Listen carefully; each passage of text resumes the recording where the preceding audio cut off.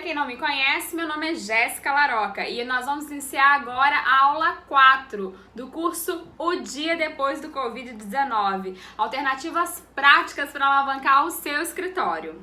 Então, gente, vamos ver o que veremos hoje?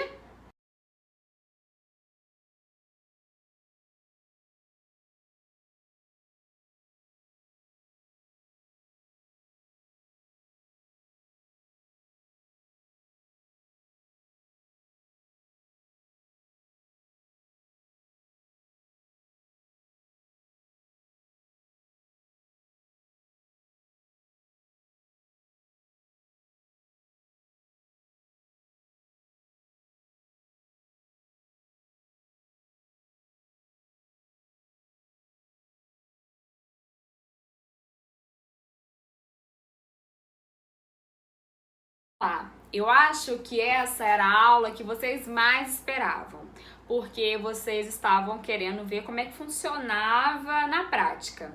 Na aula passada, nós vimos a teoria, nós vimos onde você pode pesquisar caso tenha dúvida, nós vimos onde você vai poder tirar toda a sua base para você fazer e executar o processamento da usucapião extrajudicial. Hoje a gente vai ver aquele passo a passo que você sonhou a sua vida inteira em descobrir, em saber, em ver tipo um atalho para poder conseguir fazer aí o registro, né, da usucapião extrajudicial. Certo? Então, isso tudo que eu mostrei pra vocês, que vocês vão ver hoje, eu nem dividi em slide, não, porque não tem muito o que escrever. Eu acho que é melhor eu conversar com vocês, exemplificando cada pedacinho, tá? Porque como eu venho falando pra vocês, o bom, o legal, para a gente poder conseguir operar sobre o volume é não se envolver tanto com cada processo, não trabalhar na individualidade, trabalhar em todos ao mesmo tempo, dividindo esses processos em etapas, porque aí você não tem esse envolvimento e não fica perdendo muito tempo, porque vocês já repararam que quando a gente fica muito focado numa coisa só, ou estudando muito sobre um determinado assunto, a gente acaba se perdendo e fazendo perguntas e se confundindo. Vocês já repararam isso? É a mesma coisa com a usucapião extrajudicial. Porque como o direito é muito controverso por si só, é um assunto sempre que tem muito dois lados, a gente acaba se convencendo no final de não fazer. Então, trabalhe assim, divida em etapas, entendeu? Cumpra etapas. Não olhe como com essa necessidade de olhar muito a individualidade, achar que aquilo ali é especial, é diferente. Então, não é. É tudo a mesma coisa. Existem padrões de irregularidades, existem padrões de resolução dessas irregularidades e ponto. Tá?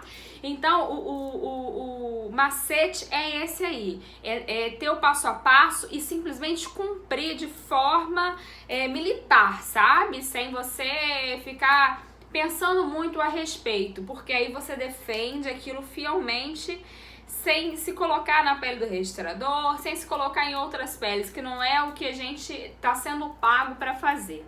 Tá? A gente está sendo pago para defender um lado só, e esse lado é o do nosso cliente, certo? Então vamos lá, gente. Dividindo o procedimento, eu encontrei todas essas fases que eu coloquei para vocês no índice, tá? E a primeira fase é a fase que você vai fechar com o seu cliente, é a fase que você vai atender e muitas das vezes já receber os documentos no mesmo ato, inclusive o pagamento também, ou ele vai depois trazer para vocês o documento depois, né? Então vamos lá. Você, quando você está atendendo o cliente, ele vai falar, vai te contar a história, dando tantas voltas que aquilo vai até te confundir, sabe? Já tô com sede, gente. E aquilo vai até te confundir, vai ser uma loucura. E você vai ter que ouvir. Você vai ter paciência de ouvir, porque é importante demais para você ouvir, porque no meio daquele tanto de informação que o cliente vai te dar, vão ter informações muito importantes e você vai anotar essas informações. Anotar é sempre uma coisa muito importante, porque vai te nortear. Então, assim, detalhes que são importantes, você vai abstrair metade das coisas que ele tá falando, mas os detalhes que são importantes você vai anotar e vai absorver, porque vai ser importante na hora de você montar o óbice da correta, da regular estruturação, vai ser importante na hora de argumentar algum detalhe, encaixar em determinada modalidade. Então, assim, é um momento que você tem que estar com as anteninhas ligadas, tá? Você tem que estar esperta, né? E para poder justamente absorver as partes mais importantes. Mas, Jéssica, o que seria mais importante? Você vai sentir na medida que você for trabalhando com o escapião extrajudicial. Mas coisas que são importantes sempre é o tempo que a pessoa tá lá. Se essa pessoa, porventura, vai somar posse com o possuidor anterior, eu não falei ontem na aula de teoria, mas o 1243 possibilita, o artigo 1243 do Código Civil, possibilita que se some posse com o possuidor anterior. Então, vamos supor que existe um proprietário que tem aquele imóvel, né?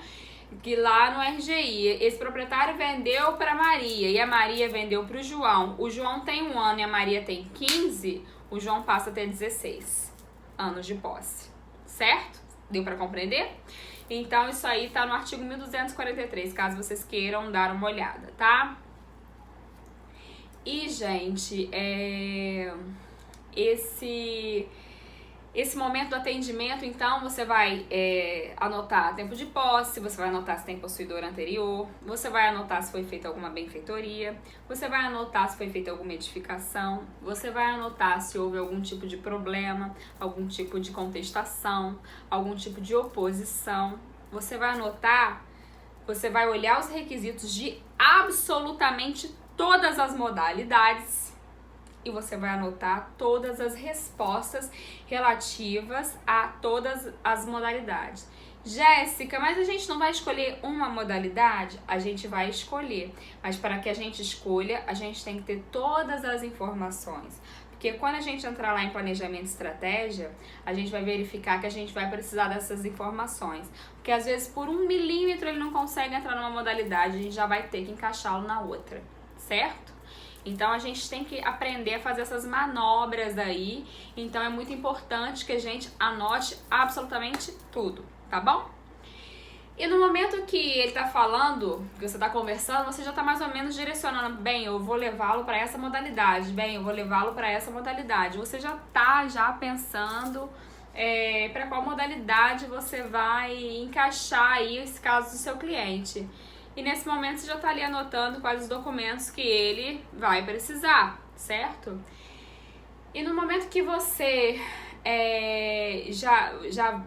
você tem que passar para ele quais documentos que ele vai ter que trazer para você, né, levar para você, você já tem que saber que alguns documentos são comuns a todas as modalidades. Por exemplo, o documento que marca o início da posse. Certo? Esse documento, todos os capiões, você vai precisar apresentar esse documento. Documentos que marcam o exercício da posse, todos você vai precisar, não é?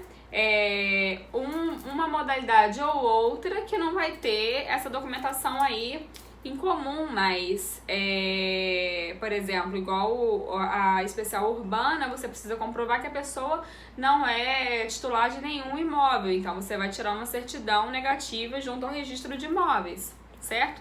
Essa aí é muito específica para essa modalidade, então você não vai utilizar isso nas demais modalidades, mas coisas que comprovam ânimo de dono, que comprovam exercício da posse, que comprova cumprimento da função social, isso tudo vai ser comum a todas as modalidades, certo?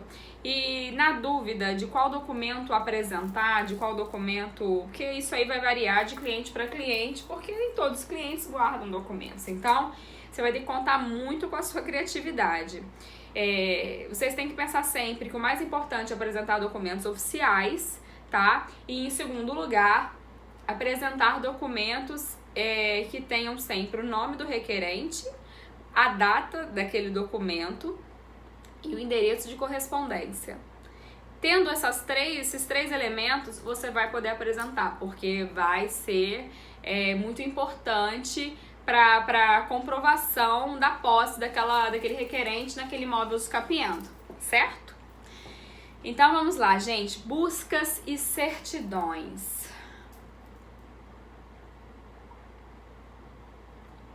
Uma vez que você conversou com o seu cliente, uma vez que você absorveu dele, onde é o imóvel dele,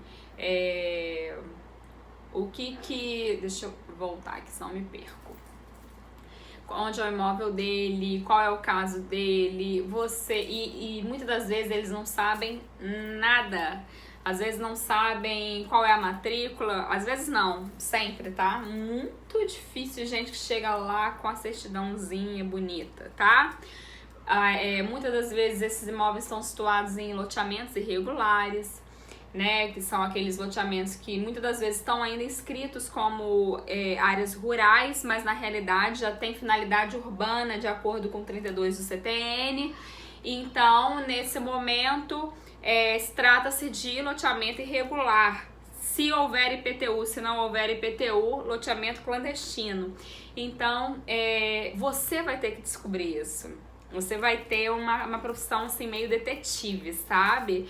Então, é muito importante que você tenha paciência de conversar e absorver o máximo de informações sobre quem vendeu para ele, quem é o proprietário, fazer essas buscas junto à prefeitura municipal do local do imóvel, sabe? Conversar ali com o servidor, buscar informações a respeito daquela área, de como aquela área foi desmembrada, porque para você localizar a matrícula do imóvel e levar essas informações para o registrador de imóveis, você tem que conversar com muita gente e nem sempre é fácil. Mas uma boa saída é conversar com os vizinhos, com os confrontantes, com o próprio requerente, com o vendedor, né?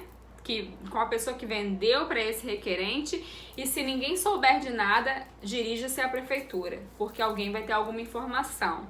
Se for cidade pequena, o registrador de imóveis muitas vezes sabe o que é de quem, porque ele já deve estar ali há milhares de anos, né? E ele acaba tendo muito conhecimento na cidade, conhece muitas pessoas, sabe quem é quem, e ele pode te dar informações. Mas às vezes na cidade grande, a gente nem recebido pelo registrador na verdade, não acontece isso? Isso é mais coisa de cidade pequena. Então aí nesse momento você, infelizmente, vai ter que recorrer aí à prefeitura, pedir informação na prefeitura, enfim, né? Se vira pra achar, o negócio é feio, mas eu acredito que recorrendo a essas pessoas que eu falei, eu sempre recorri a essas pessoas e sempre consegui localizar o imóvel. Não vai ser impossível para você.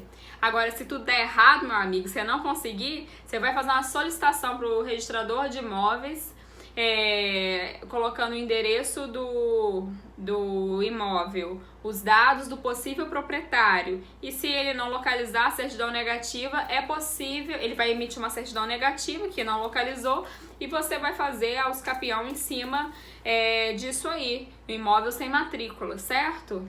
Ou transcrição. Isso aconteceu comigo, isso vem acontecendo muito comigo na região dos Lagos. Muitas das vezes, e lá ainda tem uma confusão porque os cartórios mudaram de cidade. Inicialmente eram todos em Cabo Frio, o de Búzios, por exemplo, e aí a gente tem que se dirigir ao cartório de Búzios, que é recente, ao cartório de Cabo Frio, que é o mais antigo, vai ter que tirar certidão nesses dois cartórios. Ai, meu Deus, esse ar-condicionado, gente, tô com corona não, tá? Aí, vai ter que dirigir a esses cartórios para tirar certidão negativa nos dois, para poder justamente iniciar junto ao cartório de Búzios. Isso acontece muito, cartório que muda aí de lugar, né? Aqui em Paraíba a mesma coisa, tem um caso na cidade de Pirapitinga, que é interior de Minas também, mas esse cartório, antigamente, esse livro ficava aqui no cartório de registro de imóveis de Além Paraíba. Eu tenho que tirar a certidão negativa daqui e a certidão de lá, caso localize o imóvel, se não localizarem, certidão negativa de lá também, tá? Vamos lá. A gente conseguiu aí, então, localizar o imóvel ou não localizá-lo e temos agora em nossas mãos uma certidão negativa ou a certidão do imóvel. A gente vai começar a se planejar. A gente já vai começar a pensar qual modalidade que nós vamos encaixar o nosso cliente. Nesse momento a gente já recebeu os documentos, nós já sabemos o que o cliente tem e o que ele não tem. Se ele tem contato com o proprietário ou se ele não tem contato com o proprietário. Se esse proprietário é acessível ou se não é acessível. Se esse possuidor se você vai somar posse com o possuidor anterior ou não. Caso você vá somar posse, você tem que pegar a documentação dele também, tirar as certidões em nome dele também, porque ele vai passar a participar do processo. Então, a gente já tem dados suficientes para poder fazer um planejamento. Embora a gente ainda não tenha feito o levantamento topográfico da área ou arquitetônico, dependendo do que for que a gente esteja pleiteando, a gente já tem os dados constantes ali no documento do início da posse. Normalmente é um instrumento particular, né? Uma escritura não registrável. Então, a gente já sabe para onde ir, a gente já sabe a metragem, então a gente já sabe qual modalidade a gente vai escolher. Quem viu aí a Casa de Papel sabe que o planejamento aí é 90% para ter um êxito. Então a gente tem que esgotar as possibilidades no nosso planejamento para nossa execução não dar errado. Então a gente tem que ter o plano A, o plano B, o plano, como é que era o plano da Casa de Papel? Tem nome de lugar? Não tem? O Paris, não é isso? Então, aí a gente também tem que ter o plano Paris, o plano Lisboa, o plano Madrid, o plano o que quer que seja. Porque pode ser que a gente, às vezes, tenha todo um entendimento direcionado a uma postura e a gente chega lá no cartório, o cartório vai e desmancha a lente toda. Desmancha tudo e fala que não dá pra ser por essa modalidade, por isso, por aquilo, enfim, acaba com o nosso planejamento. Então a gente já tem que executar o Lisboa aí, na hora que o Paris deu errado, certo? Então a gente tem que ver sempre, ter sempre uma carta na manga pra gente imediatamente encaixar o nosso cliente em outra modalidade, tá? Vocês vão descobrir que dá pra brincar com as modalidades. Eu sempre tento ir pro lado mais fácil, porque as pessoas normalmente que vivem na irregularidade, elas têm muito tempo de posse, muito difícil elas não terem esse tempo tão grande assim de posse. Porém, e por isso, aliás, essas pessoas, a gente consegue encaixar ela na maior parte das modalidades, porque o mais difícil é encaixar na de 15 anos. Se a gente conseguir encaixar na de 15 anos, entendeu? O resto é mais fácil. É mais fácil. Então, tenta encaixar sempre na de 15 anos, porque ela é mais abrangente, é mais fácil de você encaixar. Apesar de ser mais difícil pelo critério do tempo, ela é mais fácil porque tem menos requisitos. E aí, na medida que... Aliás, tenta encaixar sempre no de menos tempo, e na medida que não for dando certo, você vai subindo de anos. Você vai subindo, vai indo para ordinária, vai indo para extraordinária, porque as que têm mais requisitos são as de baixo. Então, elas são as que podem dar mais errado, né? E a de 15 anos é a última que pode dar errado. Então é mais fácil você ir de trás pra frente. Deu pra compreender o que eu falei? Então vou repetir porque nem eu me entendi, tá? Vamos lá. Se a pessoa tem 15 anos de posse ou mais, ela vai caber em qualquer modalidade, certo? Então é muito mais fácil você começar do que tem mais requisitos para cumprir. Porque se tudo der errado, você tem para onde ir, que é a extraordinária, certo? Se tudo der errado, você tem para outra modalidade para correr, tá bom? Então é isso que eu penso. E eu penso também que se ela couber na especial urbana, seja ela rural, seja ela urbana, aliás, se ela couber na constitucional, seja ela rural, seja ela urbana, ela vai ser vista com olhos melhores pelo registrador, porque você se esforçou para cumprir mais requisitos. A gente está falando aí de uma Constituição Federal, que é muito difícil alguém ir contra a Constituição Federal, porque ela está aqui. É muito mais fácil você discutir, se tratando de uma Constituição Federal, da sua base legal se tratar de uma Constituição Federal, do que você tentar discutir com base no Código Civil. Não é que eu estou desmerecendo as constantes ali no Código Civil. Eu estou enaltecendo as constantes na Constituição Federal. Então, se você puder sempre jogar para essa, eu acho que você tem mais chances de lograr êxito, certo? Então, vamos lá, gente.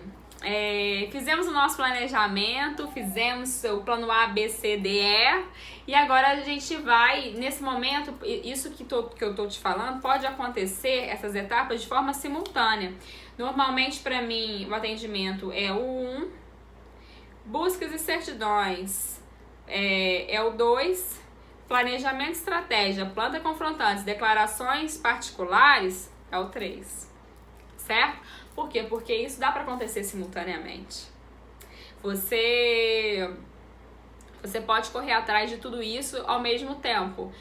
Principalmente se tiver uma equipe para cada etapa, conforme eu tenho. Eu tenho uma equipe responsável por cada etapa, cada pedacinho aí da Uscapião extrajudicial. No meu caso, obviamente, planta confrontante proprietário fica a cargo aí da nossa equipe de engenharia, tá? Que eu tenho dentro da minha empresa. Não vai ser o caso de vocês que são advogados, né? Mas enfim, vocês vão isso aí de repente ou terceirizar, né? Ou deixar a cargo do cliente, não sei. Mas enfim,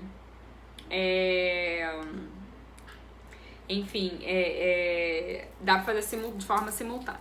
É isso, consegui terminar o meu raciocínio. Ótimo, eu me perco.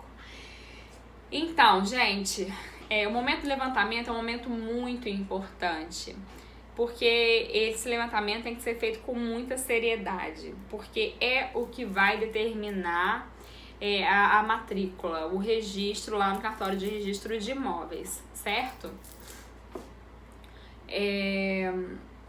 Acontece muito, conforme eu acho que eu falei na aula passada, de estar uma metragem no cartório de registro de imóveis, uma metragem na prefeitura e uma metragem no contrato e se encontrar outra metragem no levantamento topográfico ou arquitetônico. Gente, qual que vale? É o que está na planta. Que se você tem obrigatoriamente que apresentar uma planta, é porque justamente vai ser o que vai nortear o seu procedimento. É o que vai determinar, vai falar qual é o imóvel escapiendo. Só que você vai encontrar muito problema nisso com relação ao cartório, porque tem cartório que não compreende isso, tem cartório que não aceita isso, mas você vai ter que bater o pé porque é isso, entendeu? A gente tem que compreender que os equipamentos antigos, que foram os equipamentos que levantaram a área no momento, na ocasião do registro no cartório de registro de imóveis, na ocasião do registro ou da inscrição junto à prefeitura municipal. Então você tem que entender que os equipamentos hoje modernos são muito mais precisos. Então, se for comparar um com o outro, você vai verificar que o novo é o que tem razão, porque ele está mais apto a fazer essa medição, né? Tanto que se você pedir uma retificação diária, você vai você vai ter um entendimento que aquela área é justamente a área que foi levantada mais recentemente. E a área que estava na matrícula do cartório de registro de imóveis vai ser substituída por essa levantada agora, certo? Porque essa está certa. Então, é é muito importante que seja um bom profissional para que não dê margem a erros e isso isso é porque isso é muito importante na hora de você pleitear aí o seu registro. A planta, ela tem alguns requisitos, né? Ela precisa mostrar a área inteira, a área de cada lado, acho que também um perímetro, um negócio desse, e tem que mostrar a localização. Quem são esses confrontantes? Os nomes completos desses confrontantes, entendeu? E rua. Quem faz levantamento topográfico tem até as coordenadas, né, que eles colocam também, aquele negócio de P1, P2, que eu faço uma confusão, eu só copio aquilo que eu nem sei o que é aquilo. Negócio muito doido, tá? Gente que faz engenharia, esses negócios assim, eu acho que eles são de Marte, porque é muito difícil isso. Mas aí, ele tendo o carimbo, né, com os dados do proprietário, que no caso é o requerente, é o possuidor, né? E com esses dados todos, com os dados todos referentes à planta, né? Tá ok, não tem grandes exigências para a planta. Aí tem sempre um registrador engraçadinho que gosta de ficar pedindo coisa que não tá escrito no provimento. O provimento escreve planta, acabou. Ele não faz uma menção de nenhuma exigência. Gente, eu tô falando essas coisas que eu tô falando referente às exigências, aos requisitos que eu acredito que a planta tenha que ter, mas isso também não tá escrito. Tô falando por experiência para mostrar, tô falando o que o registrador vai olhar se tem na planta. E o que é importante para ele? Confrontante, rua e acabou, e metragem, que é o que ele precisa. Aí tem sempre um engraçadinho que vai falar, mas é distância da calçada, que pra não sei o que, pro poste, pra não sei o que. Gente, tem nada a ver. Não tem nada a ver isso. Me pediram isso, eu falei, não tem nada a ver. Essa tal exigência é descabida. Falei assim pra ele. Porque a gente não está fazendo um loteamento, a gente não está fazendo, parcelando o solo de maneira regular. A gente está fazendo um pedido de uso capião, baseado na posse, na prescrição aquisitiva. E acabou. Entendeu? Não tem que ficar cumprindo código de postura de município, não tem que ficar cumprindo isso, porque senão não seria os capião, seria uma escrituração regular. Então, se ficarem com gracinha te pedindo coisa que não é normal na planta, você já corta pela raiz, porque não está no provimento. E tem um provimento do CNJ dizendo que em conflito do CNJ com demais leis, quem ganha é o CNJ na questão hierárquica, tá? Eu não sei o nome agora, mas eu vou pesquisar e depois se vocês quiserem me cobrar, me cobre que eu vou procurar e vou mostrar pra vocês. Então, vale o que tá no provimento. Acabou, tá bom? Confrontantes. Nós temos aí dois tipos de confrontantes. Temos o confrontante, que é o ocupante, que é aquele que também não é proprietário daquele imóvel e que tá ali do ladinho, vizinho, encostadinho, mas que ele mora ali. E esse confrontante ele pode atestar se tá invadindo, se não tá, porque o ocupante é diferente da testemunha, tá, gente? Testemunha é aquela pessoa que realmente tem a ciência, o conhecimento que o requerente exerce a posse ali há não sei quanto tempo.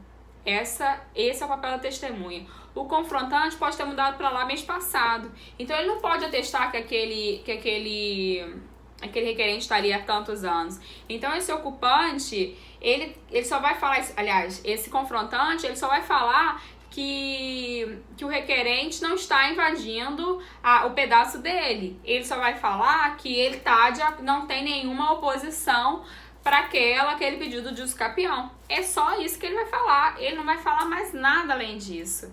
Então, não confundam essas duas pessoas aí, tá bom? E a única pessoa que pode falar é o ocupante, que é o que tá ali, certo? Agora, existe também o confrontante proprietário, que é aquele que tá constante lá na matrícula. Se ele tiver, e muitas das vezes não é o que tá ocupando, tá? Isso é muito comum. Vocês não têm ideia de quanto isso é comum, tá? Porque normalmente o RGI tá todo errado. Tá todo diferente da realidade, tá todo ultrapassado. bem museu, sabe?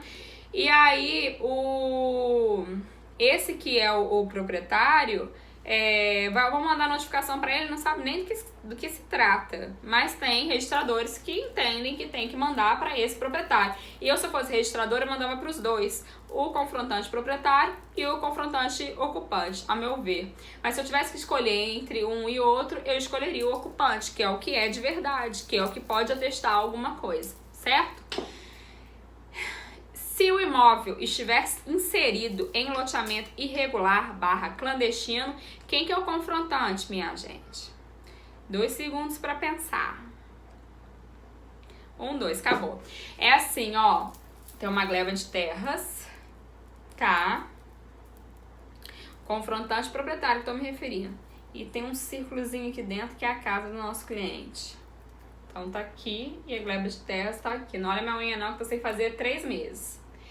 Aqui em volta, gente, quem que tá aqui em volta do nosso confrontante? O próprio proprietário, não é verdade? Porque ele está inserido numa gleba maior e em volta está o próprio proprietário. Então, nesse caso, o confrontante proprietário e o proprietário são a mesma pessoa, certo? Vocês conseguiram compreender? Então, vocês já sabem de quem você tem que correr atrás nesses casos aí. É sempre bom conversar com o registrador ou com o tabelião, que o tabelião agora deu para meter o bedelho nesse negócio de como vai ser registrado. O que eles entendem por confrontante. E aí você vai saber quem você tem que procurar, certo? Então, vamos para o proprietário. O proprietário é aquela pessoa que, se ela não morreu, tá? Se ela tá viva, tá doida pra te conhecer, tá doido pra te conhecer, porque ele quer mais que você tire esse problema da cabeça dele, porque todo dia, 6h30 da manhã, tá esse homem que quer a escritura batendo na porta dele, pedindo pelo amor de Deus pra ele regularizar o loteamento dele, pedindo pelo amor de Deus pra ele resolver a vida, porque tá atrapalhando a vida dele, que ele não consegue fazer aquele crédito da caixa aporte, ele não consegue vender financiado, ele não consegue fazer um financiamento, ele tá com medo de morrer, a filha dele não receber, ele sabe que esse proprietário é enrolado, se esse proprietário sofrer uma execução, ele vai perder o imóvel dele. Enfim, sofrimento só. Uma coisa horrorosa. Aí o proprietário encontra uma Jéssica, você na vida dele. O que ele vai fazer? Ele vai assinar tudo que você mandar na vida. Ele vai falar: minha filha, você quer que eu assine a sua testa também? Eu assino onde você quiser. Eu quero me livrar desse homem que vem aqui na minha casa me encher o saco. Quero me livrar dos processos do Ministério Público que tá falando que eu fiz o loteamento irregular. Eu quero me livrar dessa gente. Então você não vai ter problema com o proprietário. Aposto com você. Alguns proprietários que eu já vi acontecer, eles só encrencam o seguinte, porque tem gente que é meio safadinho. Tem 2 safadinhos nessa história. Vou contar pra vocês. Um safadinho é a pessoa que é safadinho, mas há controvérsia, tá? A pessoa comprou, ela mora lá, ela construiu a casa dela lá, ela criou os 5 filhos que ela tem naquela casa, mas o proprietário não passou a escritura pra ela, se sente no direito de não pagar IPTU nenhum. Aí, qual o nome que vai pra dívida ativa, gente? Do proprietário, porque quem tá devendo à prefeitura é o proprietário, não é o possuidor. Porque o IPTU tá no nome ainda do proprietário, não houve o pagamento de ITBI, não houve a transmissão de titularidade, certo? Aí essa pessoa fala: mas eu também não pago o IPTU porque ele não passou escritura. Mas sabe que o que é devido é o IPTU, né? Então, tem os proprietários que encrencam porque o nome dele foi para dívida ativa por causa daquele sujeito que tá enchendo o saco para ele arrumar a escritura e ele não consegue arrumar a escritura por causa disso. Aí, para ele assinar, normalmente ele exige o pagamento de todos os atrasados de IPTU. Eu já vi muitos casos assim. Muitos casos assim. Eu acho que tem uma coerência. Apesar do proprietário estar todo errado de não ter conseguido fazer a escritura em tempo hábil, tá? Ele tá todo errado, ele também não... Mas ele tá certo em exigir um pagamento que não cabe a ele fazer. Porque todo instrumento particular que eu já vi na minha vida tem sempre uma cláusula que os impostos inerentes ao imóvel no ato da assinatura daquele contrato passam para o comprador. É fato, quem tá morando ali, quem tá exercendo a posse é ele, quem tem que pagar o IPTU é ele. Então, você vai ter problema só nesse sentido. E tem um outro safadinho, que é aquele proprietário, que é cara de pau a ponto de cobrar para assinar, sendo que a transmissão foi lá atrás, sendo que esse aí tá tudo errado. Ele que não conseguiu fazer a escritura, ele que fez desmembramento, eu nem vou falar moda de quê. E agora ele quer ainda cobrar pra assinar. Acontece muito herdeiro de fazer isso, você acredita? É aquele herdeiro cara de pau. E aí, gente, como isso acontece? E acontece assim, não é sempre não, mas a maior parte dos proprietários, eles vão ser seus amigos, vão pedir pelo amor de Deus pra você existir na vida deles, porque a maior parte tem muita boa fé, muito boa fé. Eu acho que eles cometeram esse crime, né, que é essa contravenção de lotear parcelar de forma irregular o solo por ignorância ou por puro cálculo errado ali, porque não é barato fazer o loteamento, e eu posso te dizer assim, sinceramente, não é barato. Então, assim, eu compreendo que muitas das vezes não se consiga ir até o final, certo? Dependendo da prefeitura, então, nossa senhora, tem muita prefeitura difícil de mexer. Então eu compreendo. Mas a maioria tem não tem má fé, sabe? Mas tem esses dois tipinhos aí que eu te falei, que tem uma má fézinha. Não, um tipinho, né? O outro não, o outro tá certo. Esse tipinho aí que eu falei por último tem uma má fézinha, safadinho. Enfim. Também, simultâneo, a gente vai estar fazendo as declarações particulares. Quais são essas declarações particulares?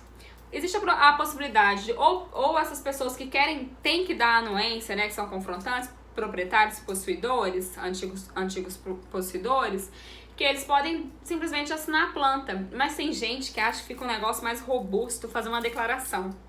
E aí eles colocam eles para assinar declaração, porque aí mostra exatamente o que eles estão assinando, o que eles estão querendo dizer com aquela anuência ou com aquela assinatura, certo?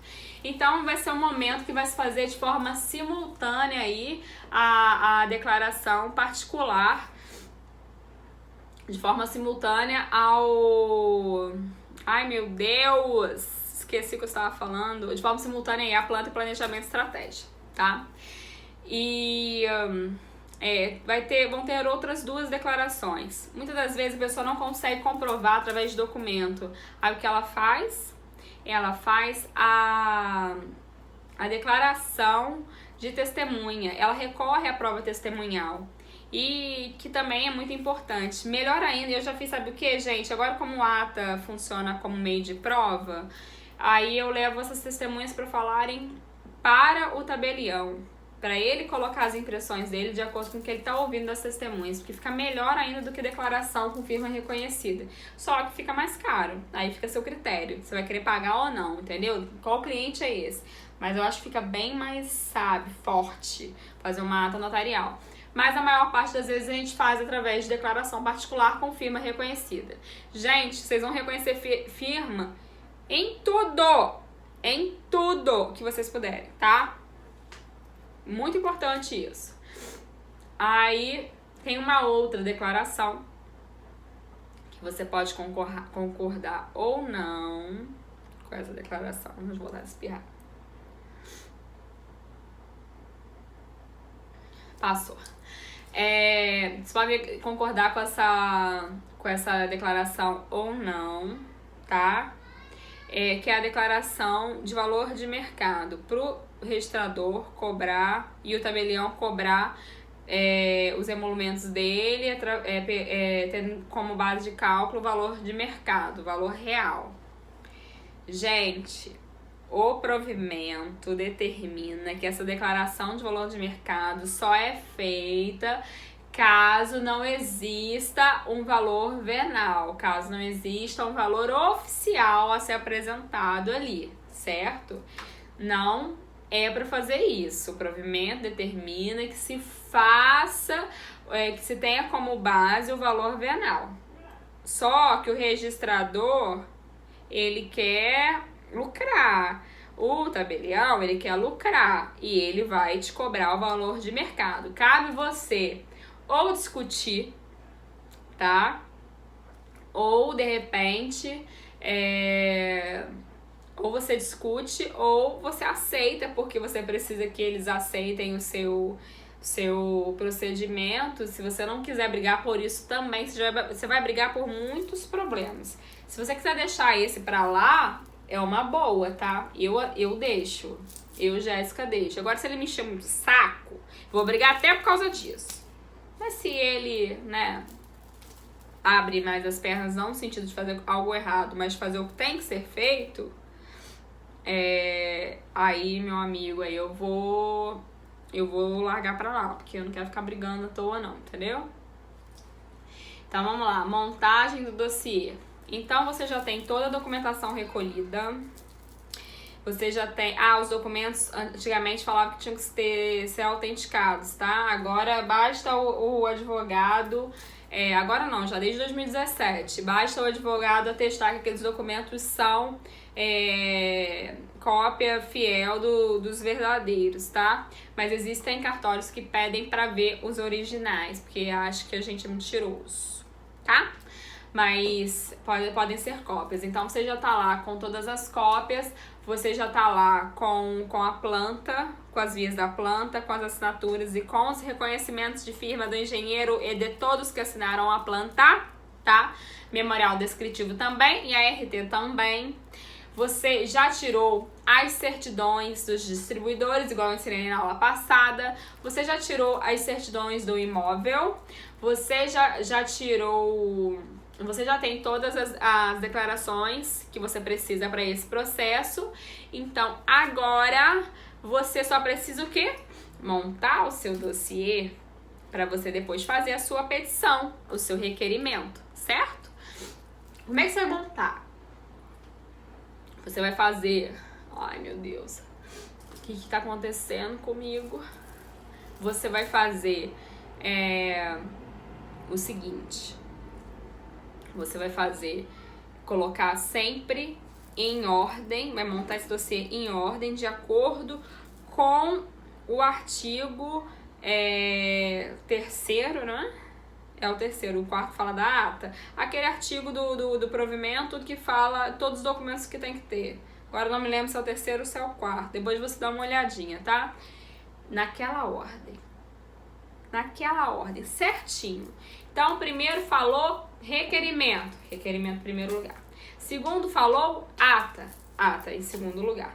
Terceiro falou, aí você tem que falar de quem que se trata. Então, vai ser identidade CPF, certidão de casamento, procuração do advogado. Sei que a procuração fala por último, não fala ali nessa hora, mas a procuração eu gosto de colocar de cara para falar por que eu estou me dirigindo a essa pessoa. Não é verdade? No caso, o meu advogado, né, faz isso, mas isso é ideia minha. E por que você está se dirigindo a essa pessoa? Passou isso, aí você vai colocar lá na ordenzinha, todo bonitinho, igualzinho, tá? Sabe por quê? Porque você é maníaca, tem toque igual a tia aqui? Não, não é por isso. É porque você vai facilitar uma pessoa que já está com má vontade de te atender, de olhar para o seu procedimento, e você vai facilitar essa pessoa ver se você está cumprindo os requisitos, se você apresentou o que é para ser apresentado. Você vai facilitar, porque ele só vai fazer assim, um Vzinho, sabe? Ó, isso aqui apresentou, isso aqui apresentou, isso aqui apresentou. E aí fica muito mais fácil para ele corrigir, porque não há litígio, conforme eu falei. Então é mero cumprimento de requisitos. Sendo mero cumprimento de requisitos, coloca na ordem para facilitar dele olhar aquilo ali, entendeu? Então faça assim, tá? Feito isso, você vai fazer a sua petição. E a sua petição é importante que também esteja na ordem de que ele determina que o requerimento tenha. O requerimento tem que ter isso, isso, isso, isso. Então eu fiz inciso 1. Eu faço e ainda coloco ainda o dispositivo, porque eu sou exagerada, tá? Eu sou exagerada. Então eu coloco lá. Item 1 do não sei o que. Acho que é da modalidade pretendida. Aí tá lá, inciso 1 do artigo tal, provimento 65/2017 CNJ. Certo? Aí o item 2 é o quê? É o inciso 2. O item 3 é o inciso 3. E tudo que eu tiver alegando, eu sei que muito advogado não gosta de fazer isso, que fica fake, parece que a gente tá chamando fulano de burro, não sei o quê. Mas eu coloco, ó, isso aqui é referência, esse argumento eu comprovei com esse documento e tá no anexo 1. Esse argumento eu comprovei com esse documento e tá no anexo 2. Eu coloco em exagero. E eu só passei a fazer isso depois de 59 mil nãos que eu levei. 59 mil, sua petição tá uma merda. 54, tudo tá errado. Entendeu? Então, assim, eu caí no exagero, mas o exagero não dá errado. O que abunda não prejudica. Porque fica óbvio e claro que se aquele registrador não acolheu o meu pedido, é por implicância dele. É pura implicância com o Instituto. É puro problema na cabeça desse registrador. O erro não é meu. O problema não é meu. A falta de competência não é minha e nem falta de direito do meu cliente. Fica claro, fica óbvio, sabe? Então é muito importante que vocês façam isso na petição também, tá? Ata, gente, a gente vai lá fazer a ata, tem muito tabelião que pede para já levar a petição que você faria para o registro de imóveis. Que a gente faz uma petição para um requerimento para o cartório de notas, mais simples, né? Só pedindo que ele lavre a ata. Então a gente faz um requerimento bobinho. Aí tem muitos cartórios que pedem já pra gente levar a documentação, o requerimento de acordo, aliás, o requerimento que vai ser dirigido ao cartório de registro de imóveis, para ele se nortear com o que a gente quer ali, até porque na ata tem que ter a modalidade pretendida, até porque na ata tem que constar uma série de coisas, realmente fica mais fácil dele verificar olhando o nosso requerimento também. Eu concordo que leve e, enfim, se me pede, eu levo. Você vai encontrar problemas? Você vai encontrar problemas. Muitos não vão querer fazer? Muitos não vão querer fazer. Vão falar que não vão lavrar a ata e que eles podem se recusar a fazê-lo? Vão falar que eles não vão lavrar a ata e podem se recusar a fazê-lo. E eles podem? Não. O cartório não pode escolher o ato que vai praticar. Se aquela serventia tem determinada atribuição, todos os atos que estão inseridos naquela atribuição ele tem que praticar. Então não tem essa, eu não faço determinado ato, eu não pratico determinado ato. Só que muitos falam isso, cartórios grandes falam isso. E você vai ter que se impor, você vai ter que se colocar e você vai ter que pedir que ele escreva, que ele te dê isso por escrito. Você vai ter que pedir que ele acolha a sua documentação e te dê um protocolo para você poder brigar. Porque se ele ficar batendo o pé assim, você vai ter que brigar. Você vai ter que enfrentar. Agora, caso esse cartório, você só perceba que ele está com alguma dificuldade e que ele realmente está com boa vontade de aprender, dê modelo de ata. Dê modelo de várias atas diferentes. Eu, por exemplo, levo 5 modelos, se a pessoa me pede, sabe? Que a pessoa escolhe qual que ela se identifica mais, entendeu? Às vezes eu até preencho pra pessoa. Falo assim, você quer que eu te mande a minuta preenchida pra te facilitar? Não fala assim que quer que mande porque você percebeu que ela não sabe desse assunto. Não, você quer que eu te mande que eu quero te ajudar pra você não perder tempo? Porque aí você só corrige a minha minuta. É uma forma de abordar, sabe? Então, assim, tente ajudar, tente ser solícita, tente ser uma pessoa linda com aquele tabelião. Mas se ele vier com gracinha, corta pela raiz, tá?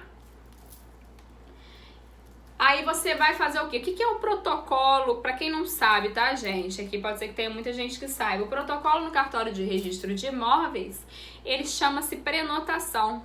Você recebe um número da ordem ali do cartório, né? Dos protocolos, dos processos que ele recebeu para registro, né? Ou averbação, ou o que quer que seja.